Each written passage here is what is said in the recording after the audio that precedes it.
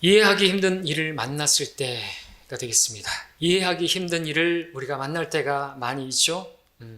주님께서 말씀하십니다. 그럴 때 내가 하고 있는 일을 내가 지금은 몰라도 이후에는 알게 되리라.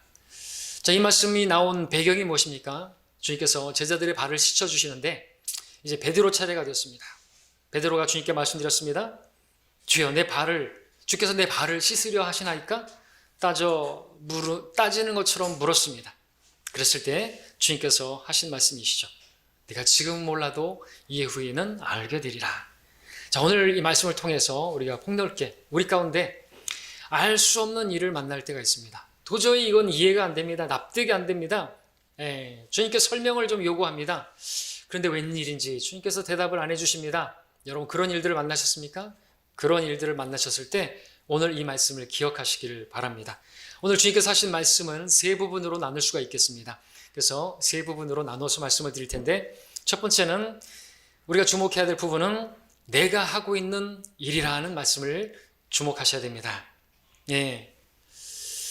우리가 삶 가운데 이해하기 힘든 알 수 없는 일을 만났을 때 그 일에 우리는 주님을 기억해야 되는 것이죠. 하나님을 기억해야 되는 것입니다.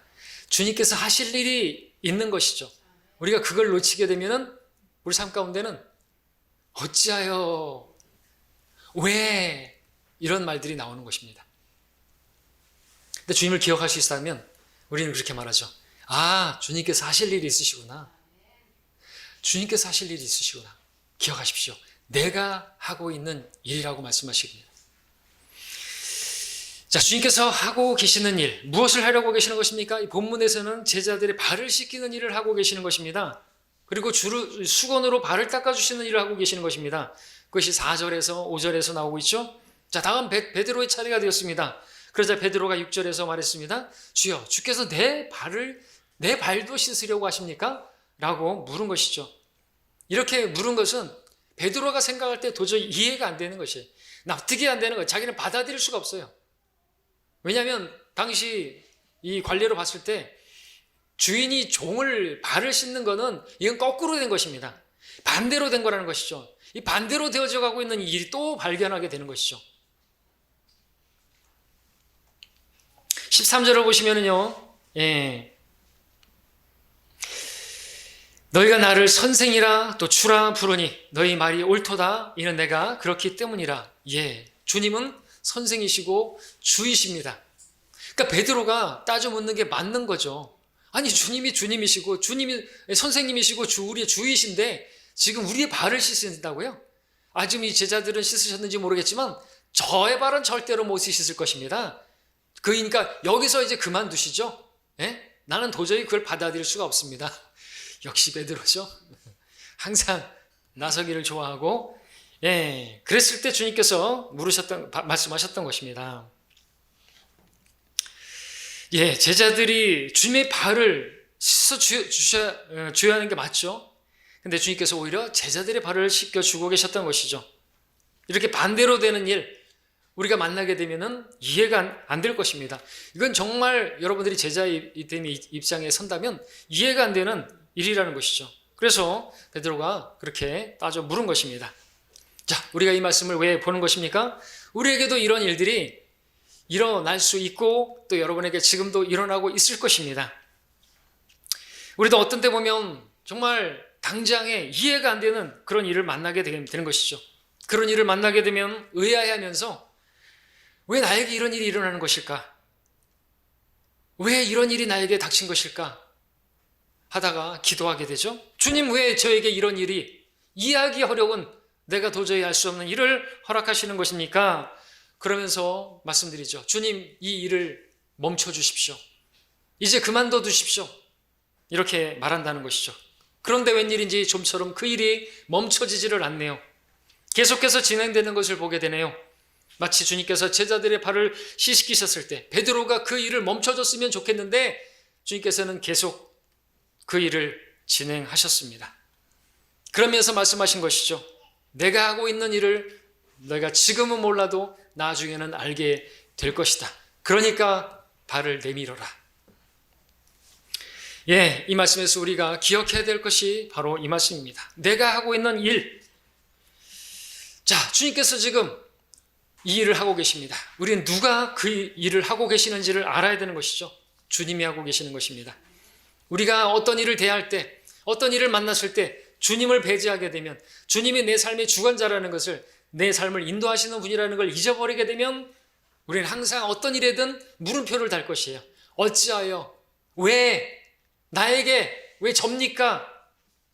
그러면서 원망과 불평을, 하나님의 뜻이 아닌 그런 모습을 드러낼 때가 있다는 것이죠. 우리는 항상 기뻐해야 되고 모든 일에 감사해야 되고 그 가운데서도 쉬지 말고 기도로, 감상으로 아뢰야 되는데 안 되는 것이에요. 뭐가 빠지면요? 내가 하고 있는 일이라는 것을 모르게 될 때라는 것이죠. 주님이 하실 일이 계시고요, 우리가 그게 이해가 안 될지라도 주님이 하고 계시는 것이라고 우리는 봐야 된다는 거죠. 왜냐하면 주님께서는 어떤 일도, 참새 한 마리도 그냥 땅에 떨어지지 않는다고 하셨지 않습니까? 하물며 우리들이야 어떤, 내가 도저히 이해가 안 되는 일이 벌어지고 있는데 그게 우연이겠습니까? 우연이란 없는 것입니다. 주님을 배제하게 되면 왜 이런 일이 생기는 겁니까? 왜 이런 일이 일어나는데 주님께서는 침묵하고 계십니까? 이제 좀 중단시켜 주십시오. 원망과 불평을 낼 수밖에 없다는 것이죠.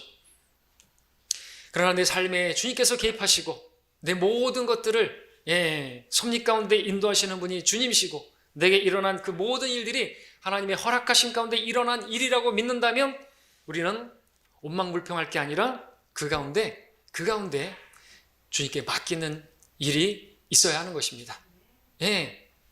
결국에 베드로도 발을 맡기지 않았습니까? 우리도 베드로처럼 그 일을 맡겨야 되는 것이죠. 이해가 안 되더라도 그냥 주님께서 하신 말씀대로 하면 되는 것이에요. 그게 우리가 해야 될 것이라는 것입니다. 그러면 지금은 이해가 안 된다 할지라도 나중에는 알게 된다는 것이죠. 베드로가 발을 맡겨드렸던 것처럼 우리도 여러분들의 지혜나 여러분들의 이해를 초월하시는 하나님, 우리가 기도하면 하나님께서 우리의 지각을 초월하시는, 그죠? 그 방법으로 하나님께서 우리가 구하는 것보다, 우리가 생각하는 것보다 더 놀랍게 고차원적으로 그렇게 이루시는 그 주님, 그분을 믿어야 되겠죠. 그분을 믿지 못하니까 맡기지 못하는 것이겠죠. 맡길 수 있는 것은 우리 주님을 신뢰할 만한 분이시잖아요. 나보다 나를 더 잘하시는 분이지 않습니까? 실수하지 않는 분이라고 믿으시지 않습니까? 그러면요, 맡길 수 있어야죠. 그렇죠? 이해가 안 되더라도 맡길 수 있어야 된다는 것이죠. 베드로처럼 우리 맡겨야 됩니다. 이해가 안 되지만 이 더러운 발을 내밀라고요? 이걸 씻으신다고요?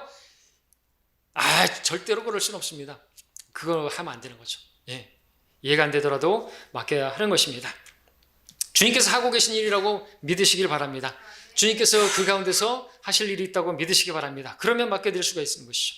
주님을 신뢰하면서 이해가 안 되지만 주님의 뜻대로 하옵소서. 내가 알지 못하지만 주님의 뜻대로 하시옵소서. 이렇게 기도할 수 있어야 되겠죠. 주님도 기도하셨지 않습니까? 이 잔을 내게서 옮겨주십시오. 그러나 내 뜻대로 마옵시고 아버지 뜻대로 하옵소서. 우리가 해야 할 기도라는 것이죠. 그러면 주님께서 그 일을 가지고 주님의 일을 하게 되는 것입니다. 자, 우리가 주님을 신뢰한다면 내게 일어난 알 수 없는 일, 이해가 안 되는 일, 그런 일 앞에서도 우리가 맡기는 게 믿음인 것입니다. 그럴 때 주님께서 보기 원하시는 게 순종인 것이죠. 맡기라 이거죠. 이해가 안 돼도 맡기고 내가 납득이 안 돼도 맡기라는 것입니다. 그러면 우리는 맡기고 나서 우리는 감사할 수 있습니다. 기뻐할 수 있는 것입니다. 근데 맡기지 않으면 계속해서 원망만 늘어놓겠죠. 두 번째로 이제 볼 말씀은요, 주님께서 뭐라고 말씀하셨습니까? 내가 지금은 몰라도 라는 말씀을 보시기 바랍니다. 내가 지금은 몰라도. 베드로는 모릅니다. 베드로는 모릅니다. 우리도 마찬가지입니다. 우리 앞에 일어난 일들 다 모르죠. 왜 나에게 이런 일이 일어나는지 모릅니다. 알고 싶어 합니다. 그래서 막 조바심을 내고 안달하게 됩니다. 왜 이런 일이 일어난 겁니까? 왜 이런 일을 이렇게 진행하는 것입니까? 따져 묻기도 합니다. 그런데 웬일인지 주님께서는요, 우리에게 다 말씀해 주시지 않으신다는 것이죠. 그럴 때면 우리가 기도해도 하나님께서 응답해 주시지 않는 때가 있어요. 그럴 때면 마치 주님께서 이 말씀을 하시는 것 같아요. 네가 지금은 알지 못해도 그러면서 당장에 알려주시지 않으시는 것을 보게 되는 것입니다. 당장 속 시원하게 주님께서 사이다처럼 말씀해 주셨으면 좋겠는데 그러시지 않은 분이시다라는 것이죠. 예, 주님은 그렇게 하시는 분이십니다. 우리 한번 또 구약에 가서 한 사람 볼까요? 욥을 보겠습니다. 욥기 우리 한번 보겠습니다. 3장 가서 보겠습니다.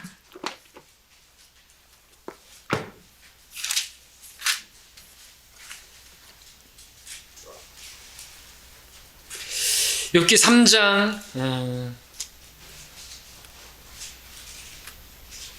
제가 빠르게 2절부터 8절까지를 읽겠습니다. 욥기 3장 2절 욥이 고하여 말하기를 내가 태어난 날과 산에 아이를 베었다고 말했던 그 밤이 없었더라면 그날이 캄캄하였더라면 하나님께서 위에서 그날을 고려하지 아니하시고 빛도 그날에 비치지 아니하였더라면 흑암과 사망의 그늘이 그날을 얼룩지게 하고 구름이 그 위를 덮어 그날의 캄캄함이 그날을 무섭게 하였더라면 그 밤으로 말하면 어두움이 그 밤을 엄습하여 그 해의 날들 가운데 들지 못하고 그 달들의 수에도 들어오지 아니하였더라면 보라 그 밤이 적막하여 거기에서 아무런 즐거운 음성도 나오지 아니하였더라면 애통하고자 하는 자들 곧 그날을 저주하는 자들이 그 음성을 저주하였더라면 이렇게 쭉 나오고 그 다음에 또 밑으로 11절 12절도 읽으면 어찌하여 내가 태에서 죽어나오지 아니하였던가 어찌하여 내가 배에서 나왔을 때 숨을 거두지 아니하였던가 어찌하여 무릎이 나를 보호하였던가 어찌하여 내가 젖가슴을 빨았던가 그러면 내가 지금 가만히 누워서 평안히 있었을 것이요 잠들어서 쉬고 있었을 것이며 이렇게 나오는 거죠. 그러지 않았더라면 그랬더라면 없었더라면 그런 일이 없었더라고 한다면 차라리 내가 태어나지 않았더라면 이런 고생을 하지 않을 텐데 왜 이런 일이 일어나가지고 내가 왜 그때 엄마의 젖을 빨았던가 자기가 태어난 날부터 시작해서 그렇게 원망하고 있는 것을 보게 되죠. 얼마나 답답했으면 이런 말을 하겠습니까? 지금 욥이 당한 고난을 아시죠? 많은 재산 한꺼번에 잃어버리고 자식 다 잃어버리고 건강 잃어버리고 아내까지도 등 돌리고 친구들이라고 와가지고 정죄하고 그럴 때 그의 마음 하나님께 왜 이런 일이 벌어진 것입니까? 따지고 싶었다는 거죠. 23장 가서 볼까요? 이제 23장 가서 보시면 여전히 또 정말 답답한 마음에 23장 3절로 5절까지입니다. 정말 힘든 게 뭔지 아십니까? 여러분들도 그러실 겁니다. 정말 이거 이해가 안 되는데 정말 이거 내가 어떻게 감당하기는 하겠는데 진짜 힘든 건요. 하나님이 침묵하신다는 거죠. 하나님의 침묵. 여러분들 왜 그 원형 경기장에서 그렇게 많은 사람들이 죽어가고 왜 그 유태인들이 그렇게 죽어가고 하고 왜 하나님께서 침묵하시는 거죠? 하나님 백성들이 믿음으로 살다가 그런데 왜 가만히 계시죠? 왜 그러시죠? 23장 3절 5절 보겠습니다.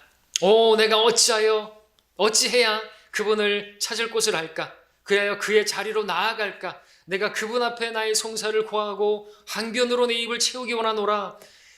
그분께서 내게 대답하시는 말씀을 내가 알기 원하며 그분께서 내게 말씀하신 것을 깨닫기 원하노라. 정말 알고 싶은 거예요. 왜 나에게 이런 일이, 내가 무슨 죄가 있다고, 내가 하나님 앞에 거룩하게 산 거 아시잖아요. 내가 죄를 짓지 않고 우리 자식들이 혹시라도 죄를 지었을까봐 그것으로 하나님 앞에 나가서 제사를 드리고 그러지 않았습니까? 근데 왜 나에게 이런 일이 벌어지는 것입니까?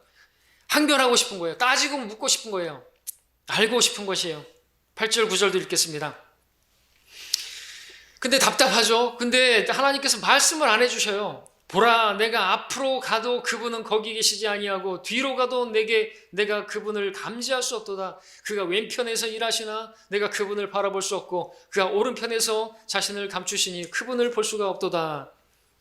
정말 왜 자기에게 이렇게 혹독하게 대하시는지, 왜 나를 이렇게 모질게 대하시는지 알고 싶은데 정작 주님께서는 욥에게 당장 말씀해 주시지를 않으시네요. 하나님은 이러신 분입니다. 왜 이러시는 걸까요? 33장을 볼게요. 33장 엘리후가 등장합니다. 답이 여기 있다고 말씀드릴 수가 있습니다. 33장 12절부터 14절까지. 자, 보라, 이 점에 있어서는 당신이 의롭지 못하니 내가 당신에게 대답하리라. 이는 하나님이 사람보다 더 크심이라. 예, 그죠? 하나님이 사람보다 더 하나님의 생각이 더 크시고요. 어찌하여 당신은 그분을 거역하여 다투느뇨? 이는 그분이 그의 일 중 어떤 것도 설명하지 않으심이라. 하나님께서 한 번 말씀하시고 두 번 말씀하셔도 사람은 그것을 알아차리지 못하는 도다 말씀하고 있습니다. 답을 찾으셨습니까?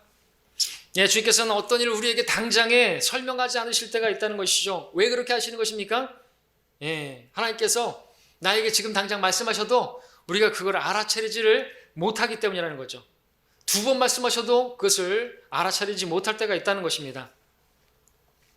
예, 그래서 주님께서는 우리가 어떤 일을 당했을 때, 주님께서 우리에게 어떤 일을 주님께서 행하실 때 우리에게 다 이해시키지 않으시고 일하실 때도 있어요. 참 이상하신 분이신 것 같죠? 예, 근데 그게 하나님의 방법이에요.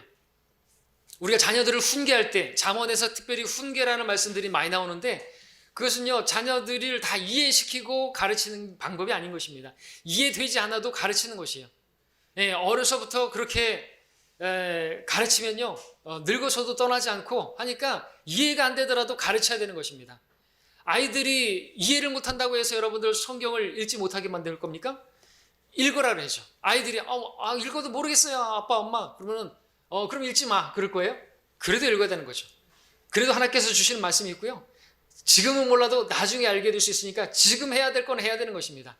근데 요즘 똑똑한 부모들은 아이들을 다 이해시키고 자녀들을 훈육시키려고 그러죠. 성경적인 건 아닌 것입니다. 예, 아이가 이해하지 못하면 어떻게 할 거예요? 안 시킬 겁니까? 해야 되는 거예요. 예. 엄마 설교를 들었는데 하나도 모르겠어. 그래? 그럼 너 예배 드리지 마. 나 혼자 갈게. 아이들은 음흉한 웃음으로 아싸. 아이들이 그렇게 할 수가 있어요. 우리 아이들은 그렇지 않지만. 예. 여러분 다 이해시킬 수 없습니다. 아이들 가르칠 때 한번 생각해 봤습니다. 여러분 아이들이 이렇게 횡단보도 건널 때 파란불에 건너야 되고 손 들고 건너야 되고 왜 손을 들고 건너야 되는 것이죠? 아십니까? 네? 안 보이니까. 또 혹시 모르시는 분 계셨죠? 뭐라고 하셨습니까? 자기 보호차 안에서, 그죠? 그리고 나 건너 테니까 멈추세요 뭐 이런 식으로 신호한다는 것처럼 들렸지만 답은 우리 동아 형제가 말인 것 같은데 역시 답은 잘 알아. 안 보이니까요. 근데 아이들은 이해가 안 되죠. 왜 손을 들어야 되는지. 키가 작아서 안 보이니까 손을 들어가지고 높이 나 여기 있습니다 하고 건너가는 것이에요. 예. 그런 것도 있고 또 근데 이해가 안 되더라도 아이가 우리는 가르쳐야 되는 것이죠. 그렇게 해야 된다고 가르쳐야 되는 것이죠. 또 뭐 아이들이 자꾸만 뭐 초콜릿 같은 거 먹고 싶은데 우리가 다 사주면 안 되잖아요. 그러면은 왜 먹지 말라고 하는 거냐고 물어보면 어떻게 해야 되는 것이죠. 말을 해주긴 하죠. 근데 그 아이가 다 이해를 못 하겠죠. 왜 먹지 말아야 돼? 몸에 안 좋아. 그러면 아이가 물어보겠죠. 왜 몸에 안 좋은 걸 팔아요? 그럼 또 이해를 시킬 거예요? 지금은 몰라도 돼. 나중에는 알게 돼. 아무튼 이거 초콜릿 같은 거 좋아하지 말고 먹지 마. 그렇게 가르치지 않습니까? 이해가 안 돼도, 그렇죠? 다 이해시킬 게 아니라는 거죠. 하나님도 마찬가지예요. 우리가 영적으로 어릴수록 마찬가지죠. 다 이해시키지도 않으시고 이해가 안 되더라도 주님께서는 이해시키지 않으시면서 또 일을 진행하시는 게 있단 말이죠. 그럴 때라도 우리는 그냥 말씀대로 가는 것입니다. 말씀을 의지하고 주님께 맡기고 그 일들도 맡기고 가야 된다는 것이죠. 근데 아이들은 이해가 안 되면 막 짜증내고 투정 부리기도 하기도 하죠. 우리는 그러면 안 되는 것입니다. 주께서 베드로에게 내가 지금은 몰라도 이후에는 알게 되리라 말씀하셨을 때 제가 알지 못하지만 뭐 나중에 알게 된다고 하니까 알겠습니다. 그리고 자기의 더러운 발을 내밀었습니다. 우리도 그렇게 하는 게 필요한 것이죠. 하나님께서 허락하신 일이라고 한다면 여러분들 주님께서 하고 계시는 일이라고 믿으시고 내어 맡기시기를 바랍니다. 여러분 자신을 드리시길 바랍니다. 그러면은 그것이 우리가 해야 할 자세고 그러면은요 그렇게 할 때 나중에 알게 되는 것이에요. 근데 지금 그 일을 하지 않으면 나중에도 모르게 되는 거예요. 그러면 하나님의 그 계획과 하나님의 다루심은 이게 연장이 되는 것입니다. 왜? 지금 내가 맡기질 않으니까 주님께서 하라고 하신 그 말씀대로 내가 이해가 안 되는데 안 맡기면은 나중에도 모르는 것이에요. 근데 지금 내어 맡기면 나중에가 그게 짧아질 수가 있어요. 알게 된단 말이에요. 주님께서 말씀하신 대로 나중에는 알게 되는데 지금 하지 않으면 나중도 없어요. 지금이 없으면 나중도 없는 것이. 그렇죠? 근데 지금 말씀대로 매어 맡기면 나중에는 반드시 알게 된다는 것이죠. 왜? 그만큼 이제 성장이 되는 거예요. 그래서 그랬구나. 그래서 하나님께서 그렇게 하라고 하셨구나 하는 것들을 알게 된다는 것이죠. 자, 이제 세 번째로 넘어갑니다. 주님께서 뭐라고 말씀하셨습니까? 그 다음에는 이후에는 알게 되리라 말씀하셨습니다. 이후에는 알게 되리라 말씀하셨습니다. 무엇을 의미합니까?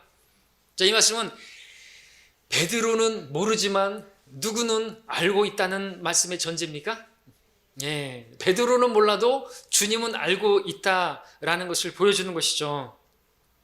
예, 주님은 모든 것을 알고 계시는 분입니다. 전지하신 분이십니다.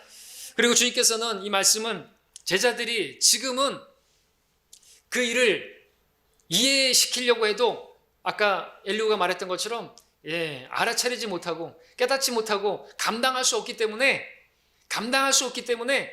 주님께서 말씀해 주지 않으시는 것이에요. 여러분 16장 요한복음 16장은 펼쳐져 있으면 가까우니까 읽어보실까요? 16장 12절에 보겠습니다.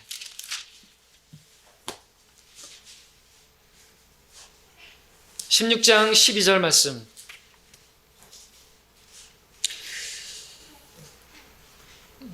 자, 내가 아직도 너희에게 말할 것들이 많이 있으나 지금은 너희가 그것들을 감당할 수 없느니라. 오늘 본문에 따르면 그러나 나중에는 알게 될 것이다 말씀드릴 수가 있겠죠? 그렇습니다. 지금은 알 수 없어요. 그러나 나중에는 알게 될 수가 있어요. 근데 왜 지금은 안 가르쳐 주는 겁니까? 너희가 감당할 수가 없다는 것이에요. 너희가 감당할 게 아니야. 감당할 수가 없는 것입니다. 왜? 너무나 영적으로 어리기 때문에 그렇다는 것이죠. 자, 그렇다면 본문에서 오늘 본문 13장에서 왜 발을 씻기는 일에 관해서 주님께서 설명해 주시지 않는 것입니까? 이 말씀에 따르면 제자들이 그 일을 감당할 수 없는 일이기 때문에 이해를 시키실 수가 없다는 것이겠죠. 그렇다면 그 일이 무슨 일인데 그 설명해도 이 사람들이 감당할 수가 없다는 말입니까? 발을 씻기는 문제잖아요. 그죠? 이게 무슨 의미가 담겨져 있는 것입니까? 섬기는 것이죠. 서로의 허물을 씻어주는 것이죠. 용서하는 것이죠. 그리고 목욕한 자는 발밖에 씻을 게 없다고 하셨는데 우리는 알죠? 아직도 모르십니까? 그러니까 오늘 설교에서는 그걸 말씀드릴 게 아니니까 모르시는 분들은 이후에는 알게 되실 겁니다. 답을 알려드릴게요. 목욕한 것은 구원받은 것이고 발 씻는 문제는 우리가 구원은 받았지만 이후에 매일같이 우리가 저녁 잠자리에 들어가기 전에 자백하는 것처럼 자백하는 일이 필요하다는 것이죠. 그게 필요한 것이고 서로의 발을 씻겨줘야 된다고 말씀하셨는데 그것은 우리가 서로의 허물도 용서해 줄 수가 있어야 된다는 것이죠. 왜? 우리는 목욕을 했잖아요. 1만 달란트 빚을 탕감받았단 말이죠. 근데 내 동료가 100데나리온 그 빚을 안 갚는다고 해가지고 나에게 어떤 그런 실수를 하고 죄를 졌다고 해서 용서해 주지 않으면 그것은 안 된다는 것이죠. 그렇죠? 이런 말씀들을 하시는 것인데 그리고 이 문제가 그 문제인데 감당할 수가 없는 것이에요. 그리고 이 발 씻는 문제는 서로 이렇게 자세를 낮추고 겸손하게 섬기는 모습을 보여주는 것인데 이 제자들에게는 지금 그걸 감당할 수 있는 그런 마음 자세가 안 돼 있어요. 왜냐하면 이 제자들은 지금 섬기는 거, 자기를 희생하는 거, 자기를 낮추는 거 이게 전혀 안 돼 있죠. 그들의 마음에 뭐가 있어요? 주님을 따르면서 한 자리 하는 거, 오른편 왼편에 앉게 해주십시오. 그런 마음이었단 말이죠. 감당이 안 되는 것입니다. 섬기기 위해서 자기를 낮추고 겸손히 희생하는 거, 그것이다 라고 가르쳐주고 싶어도 가르쳐 줘봐야 감당이 안 되는 거죠. 그러니까 제자들 중에 누구 한 사람이라도 나와서 예수님께서 하시는 그 일을 예수님께 달려가서 예수님의 발을 씻겨주시지도 않았을 뿐더러 예수님께서 하고 계시는 일을 제가 하겠습니다 라고 나선 사람이 있습니까? 아무도 없었습니다. 감당을 못하고 있는 것이 섬기는 거예요, 이거는. 근데 지금 이들은 다 자기가 섬김을 받으려고 죄 오른편에 왼편에 높아지고자 하는 그런 마음들이 있었기 때문에 이것을 설명해봐야 감당이 안 됐던 것이죠. 할 수도 없는 것입니다. 내가 왜 섬겨야 됩니까? 내가 왜 발을 씻겨야 됩니까? 자, 그리고 주님께서 행하신 그 일에는 뜻과 목적이 있으셨는데 그것은 여러분들이 아시겠죠. 자, 이 일처럼 우리가 지금은 몰라도 나중에는 알게 되는 일들이 있는 것입니다. 현재 내가 당하고 있는 그 어려움, 지금 당장에는 이해하기 힘들어도 이후에는 알게 될 수 있는 것입니다. 여러분도 그런 적 있습니까? 과거에 나에게 왜 그런 일이 일어났는지 그때는 몰랐지만 돌아보니까 그래서 이런 일을 허락하셨구나.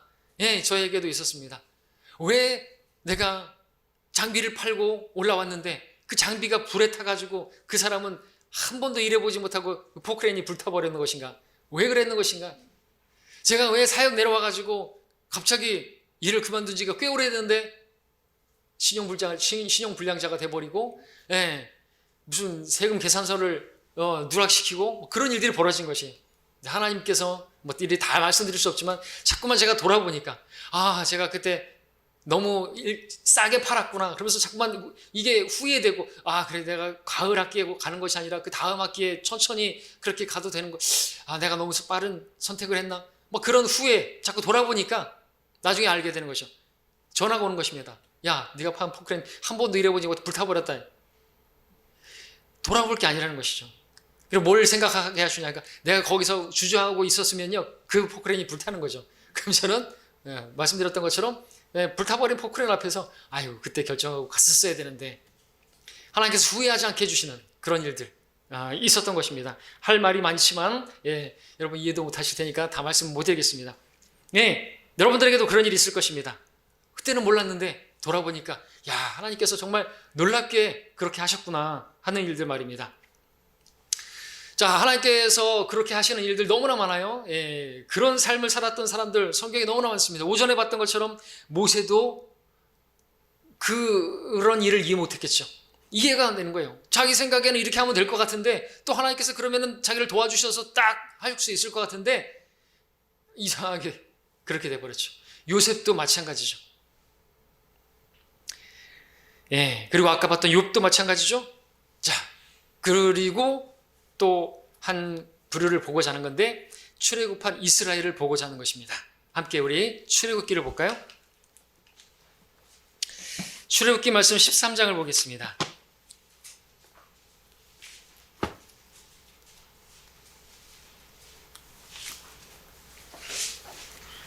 13장 17절입니다.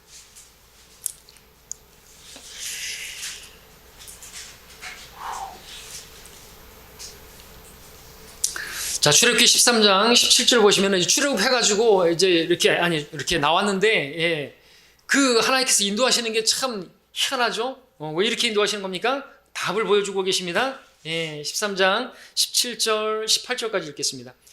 파로가 백성을 가게 한 후 하나님께서는 필리스티아인의 땅의 길이 가까울지라도 그들을 그 길로 인도하지 아니하셨으니, 이는 하나님께서 말씀하시기를 혹시 백성이 전쟁을 보면 후회하여 이집트로 돌아갈까 함이라 하심이라. 그러나 하나님께서 백성을 홍해의 광야길로 통과하도록 인도하셨으니 이스라엘 자손이 이집트 땅에서 나오면서 무장을 하고 올라가더라 그랬습니다.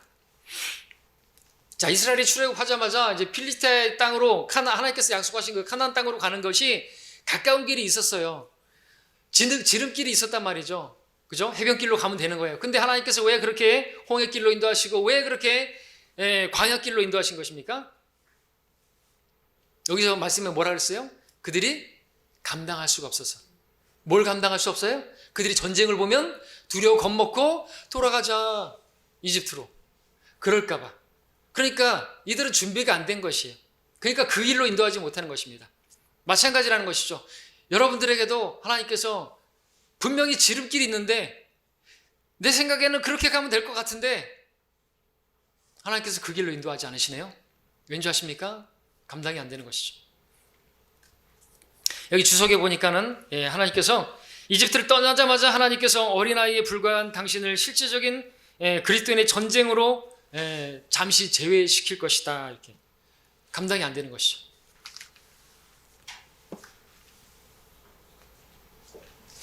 자, 하나님께서는 이스라엘에게 광야로 인도하시면서 이제 광야에서, 학교에서 배우게 하실 것이 있는 것이에요. 다 너무나 잘 아시기 때문에 당신의 권능을 보여주시는 거예요. 하나님의 능력을 보여주시면서 하나님을 신뢰하도록, 그리고 두려워 겁먹지 않을 수 있도록 계속해서 훈련하시는 것이죠. 그러니까 이것은 전적으로 하나님께서 그들을 향한 배려했던 거죠.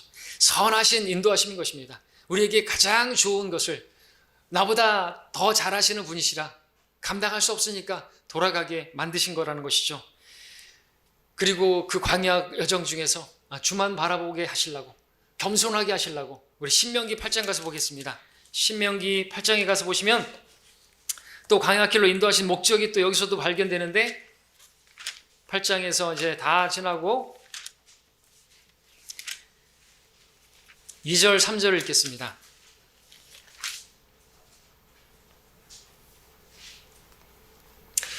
주 너희 하나님께서 이 40년 동안 광야에서 너를 인도하셨던 모든 길을 너는 기억하라. 이는 너를 겸손하게 하시고 시험하사 내가 주의 계명들을 지키는지 그렇지 않은지 내 마음속에 있는 것들을 알려 하심이니라. 주께서 너를 겸손하게 하시고 너를 배고프게도 하셨으며 너도 모르고 내 조상도 모르는 만나로 너를 먹이셨으니 이는 왜냐하면 사람이 빵으로만 사는 것이 아니요 주의 입에서 나오는 모든 말씀으로 사는 것을 너로 알게 하려 하심이니라. 바로 이것이 목적이었던 것입니다. 이것을 알게 하실 목적으로 그렇게 광야 40년까지 걸어가게 하셨는데, 그렇게 오래 걸릴 것까지는 아니었는데 빨리 배우면 빨리 끝나죠. 이스라엘이 걸었던 광야길 정말 힘든 길이었습니다. 그래서 틈만 나면 그들은 불평을 늘어놨습니다. 근데 주님께서는 그럴 줄도 다 알고 계셨어요. 그래서 그 광야 여정 중에 그들의 그 불신앙의 모습, 그들의 이기적인 모습, 그들의 정말 육신적인 모습, 그것들을 다 드러내셨습니다. 그래서 이 말씀처럼 그들의 마음에 속에 있는 것이 무엇인지를 알게 하시는 것이, 누가 알아요? 주님은 다 알고 계세요. 그들 스스로가 다 알게 하시려고, 그들 마음속에 있는 것이 무엇인지, 그들의 욕심, 그들의 정욕, 그들의 불신앙, 하나님 믿지 않는 모습, 그런 것들을 다 드러내 보여주신 것이죠. 그렇게 하면서 어떻게 해요? 하나님께서는 또 그럼에도 불구하고 그들에 대해서 오래 참으시고, 또 이런저런 처방도 주시고, 용서해 주시고, 오래 참아주시고, 선하신 하나님을 보여주시고 하나님을 알게 하시는 것이었습니다. 그리고 그런 일들을 경험하게 하시면서 겸손하게 하시는 것이죠. 그리고 최종적으로 뭐예요? 만나를 주시면서 그 만나를 먹기 위해서는 겸손하게 허리를 숙여야 되고요. 주님 아니면 살 수가 없는 것이에요, 광야에서. 그래서 정말 배우기를 원하시는 것은 하나님 말씀으로 삽니다. 나는 이 광야와 같은 세상에서 다른 것으로 살지 않습니다. 오직 주의 말씀으로 사는 법을 배우게 하시려고 그 광야길을 허락하셨다는 거죠. 우리에게도 마찬가지입니다. 우리에게 왜 자꾸만 이해하기 힘든 일이 벌어지고, 왜 지름길이 있는데 자꾸만 돌아가는 것 같은 그런 일들이 벌어지고, 그런 길들이 자꾸만 늦어지고 그런 것입니까? 하나님께서 우리에게 배우게 하실 것이 있는 것이, 겸손하게 되길 바라시고, 우리 육신적인 모습들을 다 깨뜨리시고, 우리의 그런 기질들을 깨뜨리시고 우리를 훈련하시는 것이죠. 겸손하게 만드셔서 주님, 주님의 말씀이 진리입니다. 주님의 말씀대로 하겠습니다. 주님의 말씀으로 저는 삽니다. 근데 많은 사람들 어떻게 해요? 뭐 주님 말씀으로 살아요. 주님 말씀대로 안 될 것 같은데요. 그런 것들이 다 깨지려면 경험해야 되겠죠. 근데 우리는 이 기록들이 있지 않습니까?